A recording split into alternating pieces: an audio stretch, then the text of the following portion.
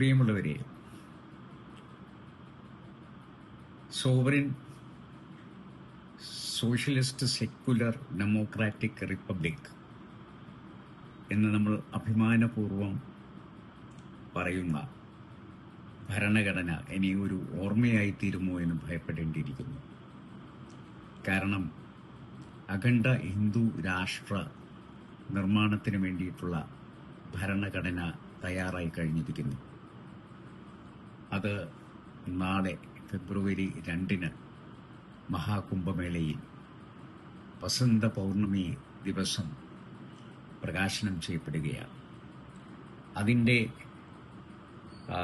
രക്ഷാധികാരിയായിട്ടുള്ള സ്വാമി ആനന്ദ് സ്വരൂപ് മഹാരാജ പറയുന്നത് 2035 ഇന്ത്യ പൂർണ്ണമായും ഒരു ഹിന്ദു രാഷ്ട്രമാകും എന്നാണ്. ആ ഹിന്ദു രാഷ്ട്രത്തിൽ സനാതനധർമ്മത്തിൽ വിശ്വസിക്കുന്നവർക്ക് മാത്രമേ ഇനി തിരഞ്ഞെടുപ്പുകളിൽ മത്സരിക്കാൻ സാധിക്കുകയുള്ളൂ. മാത്രമല്ല, വേദങ്ങൾ പഠിച്ചവർക്ക് മാത്രമേ ഇനി ആ പാർലമെന്റിൽ അംഗങ്ങളായി പ്രവേശിക്കാൻ സാധിക്കുകയുള്ളൂ.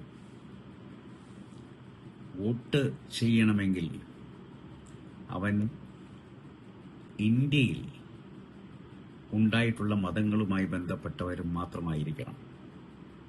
അങ്ങനെ വരുമ്പോൾ ബുദ്ധമതസ്ഥർക്കും ജൈനമതസ്ഥർക്കും സിഖ് മതസ്ഥർക്കും ഒക്കെ വോട്ട് ചെയ്യാൻ അവകാശമുണ്ടാകും. പക്ഷേ മുസ്ലിങ്ങൾ, ക്രിസ്ത്യാനികൾ തുടങ്ങിയവർക്ക് ഇനി വോട്ടവകാശം ഉണ്ടായിരിക്കുകയില്ല. ഇതുമായി ബന്ധപ്പെട്ട് നിർമ്മിക്കുന്ന ഭരണഘടന മനുസ്മൃതിയെയും ചാണക്യന്റെ അർത്ഥശാസ്ത്രത്തെയും ഒക്കെ പിൻപറ്റിക്കൊണ്ട് അതിൽ നിന്നും പ്രചോദനം ഉൾക്കൊണ്ടുകൊണ്ടാണ് ഉണ്ടാക്കിയിട്ടുള്ളത് എന്ന് അവർ പുറത്തു പറയുന്നു. ഈ പണ്ഡിതന്മാരൊക്കെ തന്നെ ബനാറസിലെ ഹിന്ദു യൂണിവേഴ്സിറ്റിയിലെയും ബനാറസിലെ തന്നെ മറ്റ് സംസ്കൃത യൂണിവേഴ്സിറ്റിയിലെയും സമ്പൂർണ്ണാനന്ദ സംസ്കൃത യൂണിവേഴ്സിറ്റിയിലെയും ഡൽഹിയിൽ ഉള്ള സെൻട്രൽ സംസ്കൃത യൂണിവേഴ്സിറ്റിയിലെയും ഒക്കെ പണ്ഡിതരാണ് ഇതിന്റെ നിർമ്മാണവുമായി ബന്ധപ്പെട്ട് ഉള്ളത് എന്ന് ടെലഗ്രാഫ് പറയുന്നു.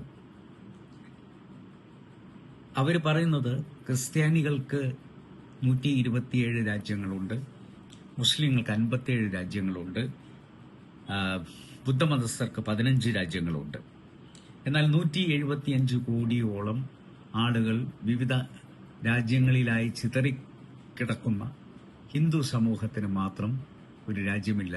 ജൂതർക്ക് പോലും ഇസ്രായേൽ എന്നൊരു രാജ്യമുണ്ട്. ഈ കാരണത്താലാണ് ഇന്ത്യയെ ഒരു ഹിന്ദു രാഷ്ട്രമാക്കാൻ തീരുമാനിച്ചിട്ടുള്ളത്. ഈ ഹിന്ദു രാഷ്ട്രം വരുന്നതോടുകൂടി സർക്കാർ പിന്തുണയോടുകൂടിയുള്ള എല്ലാ മദ്രസകളും അടച്ചുപൂട്ടും എന്ന് പറയുന്നു. എല്ലാ ഇംഗ്ലീഷ് മീഡിയം സ്കൂളുകളും വേദിക് സ്കൂളുകളാക്കി മാറ്റും എന്നും ഇതിൽ നിർദ്ദേശിച്ചിട്ടുള്ളതായിട്ടാണ് ടെലഗ്രാഫിലൂടെ ഒരു വാർത്ത പുറത്തു വന്നിരിക്കുന്നത്. അത്യന്തം അപകടമായിട്ടുള്ള ഈ നീക്കത്തെ എല്ലാ അർത്ഥത്തിലും മതേതര വിശ്വാസികൾ ഒരുമിച്ച് നിന്നുകൊണ്ട് ചെറുത്തു തോൽപ്പിക്കേണ്ടതുണ്ട്.